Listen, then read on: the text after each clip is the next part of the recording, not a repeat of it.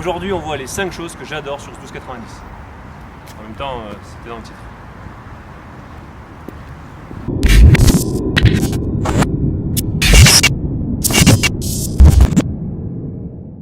Mais avant ça les amis, avant ça, on va faire une petite course pour Nico KTM 47. Donc je vous invite d'ailleurs à aller regarder son Instagram qui est très intéressant et qui l'est de plus en plus. Et qui a un très joli 1290 2020 également. Et là on va lui faire donc une petite course. Il m'a demandé d'aller voir s'il y avait une paire de gants à côté de chez moi, puisque à côté de chez lui il n'arrive pas à trouver, avant éventuellement d'aller ailleurs en chercher. Et donc j'en profite pour sortir le monstre et faire cette petite vidéo où je vais donc vous parler des 5 choses clairement que je kiffe sur cette moto. Il y en a plus de 5 mais j'en choisis 5 et je ferai exactement la même vidéo avec les 5 choses que je n'aime pas. Je vais pas dire que je déteste, parce qu'il n'y a rien que je déteste sur cette moto, mais il y a des choses que j'aime moins ou que je n'aime pas, et du coup j'en ferai également une vidéo. Donc on va commencer de suite par... Pour moi, le 1290, c'est une histoire, certes, mais c'est maintenant un look, une gueule, une moto à part sur le marché. Et ça, franchement, on ne peut pas lui enlever. Elle a vraiment une gueule. On fait un petit tour en détail de tout ça. Parce que oui, vous la voyez effectivement depuis quelques temps en photo, en long, en large, en travers.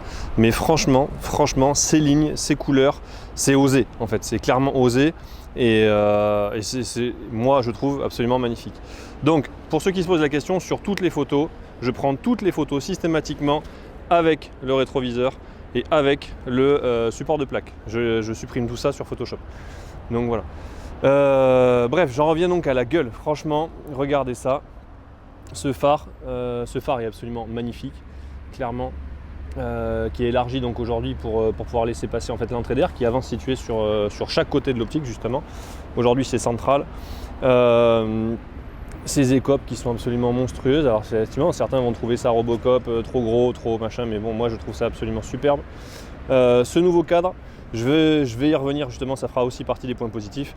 Mais voilà, même l'échappement, franchement l'échappement, en fait il y a un gros point général on va dire sur ça, mais ils ont fait un travail de fou concernant vraiment toute la machine, et je trouve ça vraiment dingue.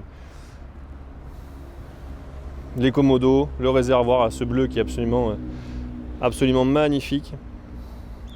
Pour ceux qui n'auraient pas eu l'occasion de la voir de près, c'est vraiment superbe. Et ce compteur, alors pareil, je vais y revenir. Certains trouvent ça bien, d'autres non, mais je vais y revenir. Donc pour moi, voilà, le premier point, clairement, c'est ce look, cette gueule à part sur le marché. On n'en voit pas d'autres des comme ça, et c'est vraiment kiffant, je trouve. Dites-moi déjà dans les commentaires si vous êtes d'accord avec moi sur ça, sur le point numéro 1, donc le look, la gueule, machine à part qui ne ressemble à aucune autre. Maintenant le point numéro 2, et pas des moindres actuellement sur le marché, effectivement c'est la guerre des super machines, super roadsters, etc. Là en l'occurrence ils ont fait un énorme pas en avant avec ce cadre. Le cadre, la partie cycle en fait de la moto est absolument dingue. Et clairement j'ai fait partie des premiers clairement à dire, enfin déjà à l'essayer. Merci Buy Une Moto à l'époque, surtout à faire des retours dessus. Je l'ai trouvé sensationnel et je l'ai trouvé vraiment, pas un cran mais plusieurs crans au-dessus de la V2. Mais vraiment, j'ai eu la V2 pendant 2 ans, je savais de quoi en gros je parlais, même si je ne suis pas un pilote, même si mais j'avais des ressentis d'utilisateur pendant 2 ans. Celle-là, franchement, le châssis est absolument incroyable. Et ça, c'est du nouveau cadre. 3 fois plus rigide, donc plus léger que l'ancien et 3 fois plus rigide, vous vous rendez compte, sur un truc qui était déjà presque une référence sur le marché en termes de roadster. Ils ont augmenté la rigidité de x3, ouais je me répète, mais je trouve ça dingue, ce qui rend en fait la machine ultra stable, ultra vive, elle est vraiment incroyable. Certes esthétiquement je trouve un petit peu moins beau que le précédent, mais il faut reconnaître qu'il est monstrueux. Dans une sorte de 2 bis. Point positif, 2 bis. Enfin, en tout cas, chose que j'aime dans cette moto, en 2 bis, et qui pour moi va intimement en fait avec le cadre, avec la partie cycle, c'est clairement la suspension la nouvelle suspension finalement de la moto. Elle est incroyable et pour mon niveau, pour mon utilisation, etc. et pour 90% des motards, ça suffira largement. Aujourd'hui, la grande mode, c'est de prendre une moto, enfin grande mode ou pas d'ailleurs, mais c'est de prendre une moto et de changer la suspension directement par un kit préparateur Mupo ou d'autres, il y en a plein, je ne vais pas tous les citer. On est franchement très très bien loti, d'autant plus qu'elle est réglable de A à Z, on peut tout faire. Il y a les réglages ici au niveau de la fourche, il y a les réglages au niveau de l'amortisseur à l'arrière, et franchement moi je la trouve beaucoup mieux suspendue que la précédente. Détail qui pour certains n'auront pas beaucoup d'importance, mais pour moi aujourd'hui clairement si, l'échappement. L'échappement, enfin le silencieux plus précisément, puisque l'échappement globalement, vraiment dans sa globalité justement, doit respecter effectivement les normes Euro 6, donc ça c'est une chose, c'est un autre débat, c'est un autre problème, voilà. Donc on n'est pas là aujourd'hui pour en parler. Par contre, l'échappement esthétiquement parlant, il a été travaillé, il a été pensé, et franchement, pour la première fois de ma vie, si je devais acheter une moto aujourd'hui, j'envisagerais très sérieusement de conserver cet échappement là, enfin ce silencieux là. Pourquoi ? Il est esthétique, il est plus fin même que le Acra que j'avais essayé sur la moto d'essai de Bain Moto. Il est siglé Super Duke, enfin 1290 Super Duke R. Il est franchement pas moche, il est bien fini, les soudures sont belles, le travail est bien fait. La moto accessoirement a été conçue et optimisée avec cet échappement là, donc c'est pas pour rien. Et accessoirement aussi, ça fait économiser 800 balles, en gros, entre 500 et 800 balles, voire plus d'ailleurs pour certains silencieux, pour avoir pas les problèmes d'un silencieux à 800 balles qui de façon comme Acra, comme d'autres vont péter à un moment donné, vont tâcher, etc. Pas les problèmes de nuisance sonore avec les voisins, pas les problèmes de nuisance sonore sur les circuits, et accessoirement économiser 500 ou 800 balles quoi, en fait. Voilà, pour un gain en plus avec un silencieux proche du zéro, on est bien d'accord, parce qu'un silencieux en lui-même n'a jamais fait gagner beaucoup de puissance. Donc clairement, bravo KTM sur ce point-là. Clairement, il y a aussi une chose vraiment intéressante, c'est tout le travail qu'ils ont fait sur le bloc moteur. Ils ont gagné du poids, ils ont réussi malgré tout à conserver la puissance malgré la norme Euro 6, etc., qui bride beaucoup les moteurs. Ils ont allégé le bloc, ils ont encore plus fiabilisé le bloc, alors que sur 1290, franchement, à ma connaissance, il n'y a pas véritablement de problème sur le bloc, j'entends, contrairement à la 790 par exemple, où il y a eu effectivement des couacs. C'est connu, c'est reconnu par KTM, enfin voilà, il n'y a pas de problème, ils m'en voudront pas si je dis ça, j'espère. Bon, si vous ne voyez plus en KTM, vous comprendrez pourquoi.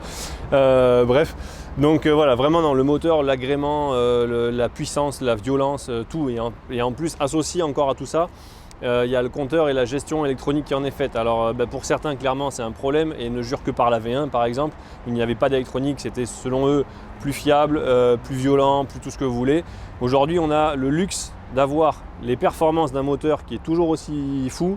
Et d'un autre côté, on a l'électronique qui vient en plus nous aider en cas de problème. Je veux dire, tous les utilisateurs ne veulent pas faire de wheeling, tous les utilisateurs ne veulent pas faire du circuit, tous les utilisateurs ne veulent pas se mettre en ABS Supermoto. Par contre, tous ceux qui le veulent, ils peuvent. Ils peuvent déconnecter les aides, ils peuvent faire des wheelings, ils peuvent faire les ports en glisse pour les virages, ils peuvent tout faire tout ça parce que l'électronique est déconnectable et réglable à différents niveaux. Le traction control, on peut le mettre de 1 à 9, etc. Enfin de 9, le plus intrusif, on va dire, à 1, le moins intrusif. Voilà, il y a vraiment tout ça, mais et globalement pour moi, ça fait vraiment qu'un seul avantage. C'est d'un côté ce moteur couplé justement et pas dissocié, pour moi c'est couplé, c'est un ensemble avec l'électronique qui permet justement d'exploiter ou non d'exploiter comme on le souhaite toujours le moteur et l'agrément de conduite. Donc on peut la rendre plus souple, on peut la rendre plus violente, on peut la rendre plus rigolote, plus fun, enfin voilà, mais on peut tout faire, et ça pour moi c'est vraiment un point positif. Regardez-moi ça, sans déconner, c'est magnifique. Moi je kiffe, franchement. Quand on allume, voilà, on a tout. Alors oui, effectivement, certains vont dire que le compteur est trop grand. Franchement, il est aussi grand que quasiment toute la concurrence aujourd'hui, sauf que, à contrario, par rapport à la concurrence, les autres ont tous ce compteur ou un compteur de ce style-là équivalent en termes de taille, je le répète, mais tous planqués derrière des phares ou derrière un saut de vent ou derrière autre chose. Et en fait aujourd'hui, le fait qu'il soit, le fait qu'il soit voyant comme ça, c'est un vrai faux problème pour moi. D'autant plus que très rapidement, en plus il existe déjà en pièces détachées des petits sauts de vent qui cacheront le compteur.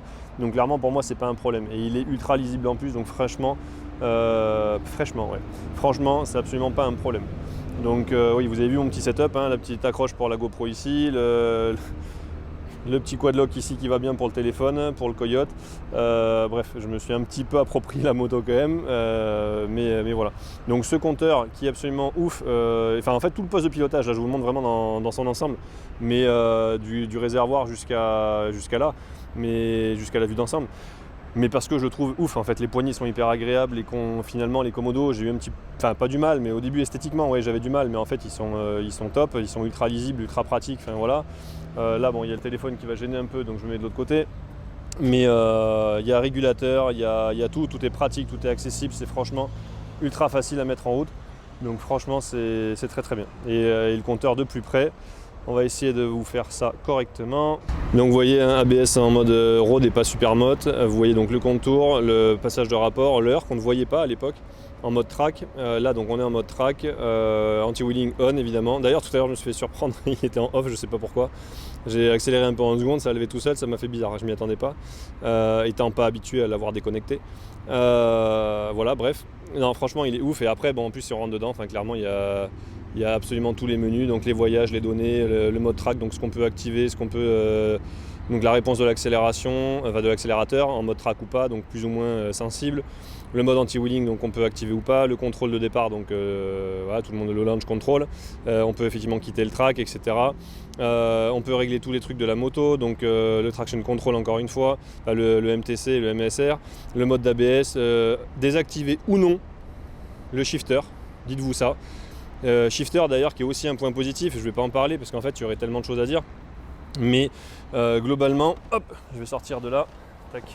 En fait clairement il y aurait tellement de choses positives à dire sur cette moto que c'est vraiment très compliqué d'en choisir que 5. Vraiment, j'ai dû faire un choix, il y a énormément de choses à dire franchement, que ce soit donc, le comportement, la monte de pneus qui n'est plus donc les M7RR que je trouvais à chier, mais vraiment, et je ne suis pas le seul. Même s'il y en a aussi beaucoup qui adorent, mais moi je détestais. Là, donc les Bridgestone S22, ils sont franchement top. D9, c'est de la colle. Franchement, ils rassurent de ouf et c'est vraiment plaisant du coup. On peut profiter de sa moto dès qu'elle est neuve et pas attendre le premier changement de train de pneus, chose que clairement j'ai fait. Comme un con sur la V2, je m'en mords un peu les doigts, mais bon, c'est pas grave. Au moins, c'est de l'expérience. Mais la suspension, les réglages, les modes, le capital sympathie, j'en ai pas parlé parce qu'en soi, ça fait pas vraiment partie de la. Attention, je bouge, hop, je change de main, j'en peux plus. Hop, ça fait pas vraiment partie de la moto en soi, pardon. Mais n'empêche que c'est ce qu'elle dégage. À chaque fois qu'on s'arrête à un feu, tout le monde regarde. Quand on s'arrête en ville, il y en a qui se disent mais c'est quoi cette machine et tout, elle est bizarre, elle est orange. En fait, ça interpelle vraiment. Donc pour certains, ça fera vraiment partie des points positifs, pour d'autres peut-être moins. Mais moi, je trouve que ça fait partie des points positifs d'avoir une moto un peu à part, bien que elle soit d'origine, entièrement d'origine pour le coup, elle fait quand même remarquer et elle passe pas inaperçue et elle est vraiment très plaisante. Au-delà, la banane, le plaisir quand on est dès qu'on monte à son guidon, dès qu'on monte dessus, on a la banane, donc ça c'est top. Bref, en fait, il y en a une chier de choses positives sur cette mécane, mais il y a aussi des choses négatives et je vais y revenir dans une prochaine vidéo. Sans langue de bois, je vais vous dire ce que j'aime pas sur cette moto, parce qu'il y a des choses qu'on n'aime pas, forcément, même si je suis pro KTM, même si j'adore KTM, même si, il y a quand même des choses, il faut quand même être lucide à un moment donné, et on en parlera dans une prochaine vidéo. J'espère que ça vous aura plu. Si vous avez des questions, des choses à dire, à commenter, n'hésitez pas, la barre de commentaires est faite pour ça. N'hésitez pas à laisser un pouce bleu également, ça peut m'aider, ça peut être cool, à partager la vidéo et à échanger bien entendu. Et n'oubliez pas également de vous inscrire, de vous abonner à mon compte Sharky Brap pour voir de belles photos de celle-là et éventuellement d'autres dans les semaines et les mois à venir. On sait jamais. Voilà. Avec ça.